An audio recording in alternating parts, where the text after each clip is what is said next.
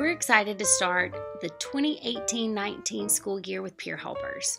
This is part one of our fall workshop that we're trying and doing something new by having it available to you online. The topic is a program of strength. We will cover your program's purpose, the Peer Helper portal, and portal support. Does your program have a clear purpose for your campus?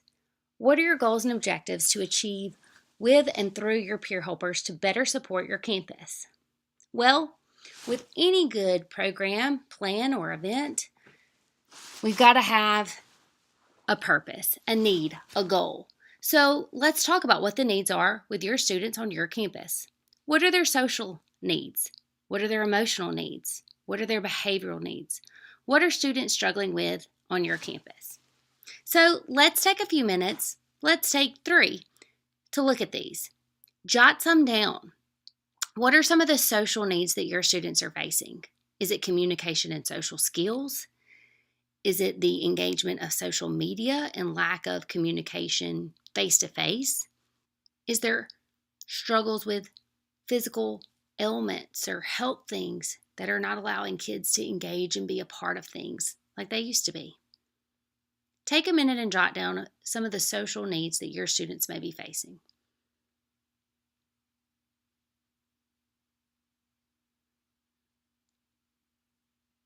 Now, emotional needs.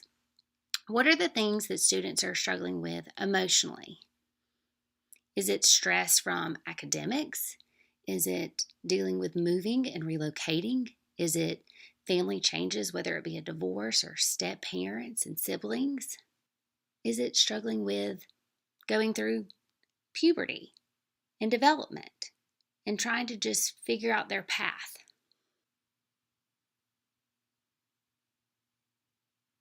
Now looking at behavioral, jot a few things down. Is it the lack of coping skills that students have?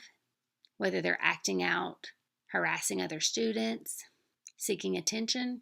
What are some of the behavioral issues that you see on your campus? Now, look at your list. Do some things correlate? Are some of the social issues affecting and making behavioral actions or changes? We all want to help people, but we can't achieve everything. Rome wasn't built in a day, they say. So take your list and just leave one thing in each column. One social need, one emotional need, and one behavioral need. Do this activity with your students. Have them work through social, emotional, and behavioral needs and see how close you come. And then talk about the various roles that they can serve and use to help their fellow students. Primary, elementary, and intermediate schools. This is a great list of roles. Prevention projects are great because it opens the conversation of introducing a topic without targeting someone specifically or a group, and just talking about dealing with stress in general or coping with loss. Remember that prevention is just a component of your peer helpers' potential roles. The true impact that students have on another is when we allow them to have time together, just the two of them, one-on-one. With secondary, here's a great list of various roles that peer helpers can be utilized to support the needs that you've identified. Some are the same as what was on the primary list. Some are different. When you're working with your peer helpers, you may not want to give them all of these different roles or options. You may want to say, now that we've identified the needs, let's just have a conversation about the ways that we can address that, the way that we can support and help. Especially for new coordinators, we've discussed what are the needs, getting our students involved in the needs. How can we utilize our students? So let's step back from the beginning and say, what is my list? Like if I had to boil down, what do I need to do to have a great program or utilize things? First, explore the Peer Helper portal resources. When you're in your primary level coordinator group or your secondary level coordinator group, as well as utilizing the JCMF group on the portal, you have a ton of resources at your fingertips. You have communication, you are able to ask questions and get different documents and support, and we are here for you. Know that you're not starting from scratch, and look through those things, and then identify and meet with key faculty and staff, whether it's an assistant principal, your nurse, your resource officer on your campus, people who may need to be utilized to support a student that's identified by a peer helper, especially those who are in your office. If you have someone who's what I call your glue of your office, that key receptionist position, make sure that they know if a peer helper shows up with a student and they ask to speak to the counselor or the nurse. And we ask that they not follow up with a question, well, what's going on? Or what's the problem? We just need to speak to them because there's a lot of confidence and confidentiality that's happened. And we don't want a student to feel like they need to break that because they've been asked by an adult. When you're going through your peer helper application and selection, know that there are application processes and selection tools and resources there for you. The main thing is students need to want to be a part of this. They need to go through a application and selection process that includes a contract. At the end, students need to sign and parents need to understand that there is integrity and a code of ethics that goes along with their student's role.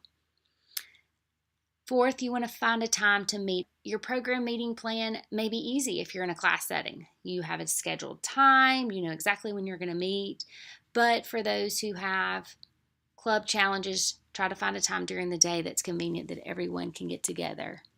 Whether it's kind of your club time, maybe it's during a homeroom time, whatever works for you guys. Know that your students must be trained. A group of students pulled together for a great purpose without being trained, not going to be very effective. Make sure you have peer helper training. Work with other schools near you. Ask them when they want to train. Do they want to train together? Build your program's awareness calendar. Those are those prevention topics. Pick one thing in the fall, one thing in the spring if you like. Think quality over quantity. Again, find regular times for your peer helpers to be available to other students so they can be engaged in reading buddies or mentoring, tutoring. Know that peer helpers can be a part of your RTI behavioral intervention plans, that they can support students in so many different ways. And then once you have a good plan in place, you have a purpose, you have a plan, you know your roles, you know that your students are being trained or they finish their training, share the plan with the faculty and staff. Peer helpers are only a resource to the faculty and staff and other students if people know about them and what they're there for. So share that in a formal setting.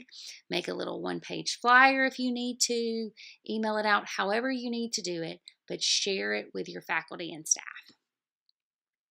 Now, the portal. For those of you who don't have access yet, we need to get you access. Let us know. For those of you who are in, let's share with you some new features from last year. In the bottom right-hand corner when you sign in, you're going to see featured videos.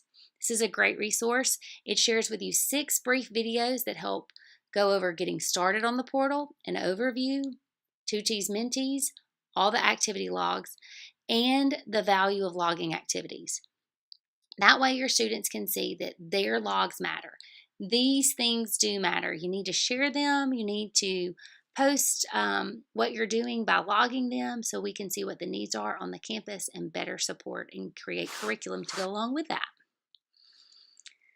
For primary level coordinators in your group, under documents, you'll see that you have 2 different kind of implementation documents right now, upper and lower. Those give you just different options. Some of the documents are the exact same in there, but it does give you a different process for students who may not be able to complete an application. Also know that we have documents embedded in there also in Spanish for you, for those that need to communicate with parents that may be primarily Spanish speaking.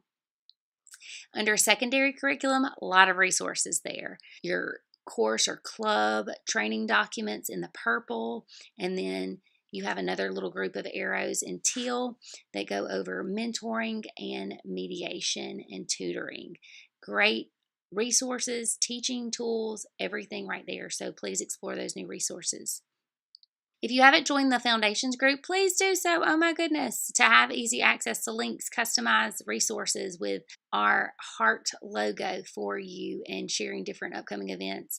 Just be a member of that group. If you're not a member yet, you see how we only have 25 members. There's a lot of you we need to get in there. So please join that group. You can do so by clicking My Groups at the top, then go to All Groups and search by clicking JCMF. And click the group and ask to join. So very similar to something you would do on Facebook. Tips for importing peer helpers. Please take note. If you're a private school versus a public school, the main difference is when you're looking at the county and the state on your import template, that CSV file. Put the words private behind private school. Don't put it for behind there for county and state on your public schools. Okay, portal support. If you have not met Miss Meredith Miller, she joined us at the conference last year. She is the program support specialist with the Foundation sister company Thriveway. She's right here in Baldwin County. She is here to help if you need help importing your students, training them on how to use the portal, needing help yourself on the portal.